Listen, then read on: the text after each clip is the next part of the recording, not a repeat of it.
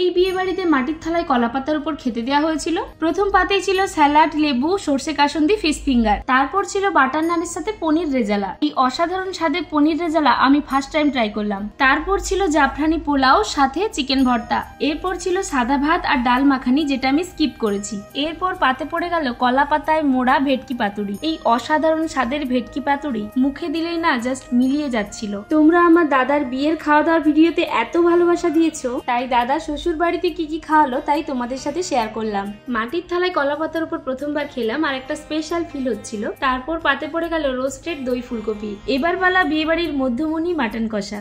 মাটির বাটিতে ধোয়া ওঠা কষা কষা মাটন, সাথে আমার ভীষণ পছন্দের চর্বির পিস। জাফরানি পোলাও সাথে মাটন কষা আর লেবুর রস। আমার মনে হয় না এর থেকে ভালো কম্বিনেশন কিছু হয় বলে। এখানে কিন্তু জলটাও মাটির গ্লাসেই খেতে দেওয়া হচ্ছিল। এরপরেই ছিল সন্দেশ, কেশর ভোগ, পাঁপড় ভাজা। Last end of the list, double ফ্লেভারের স্কুপ আইসক্রিম।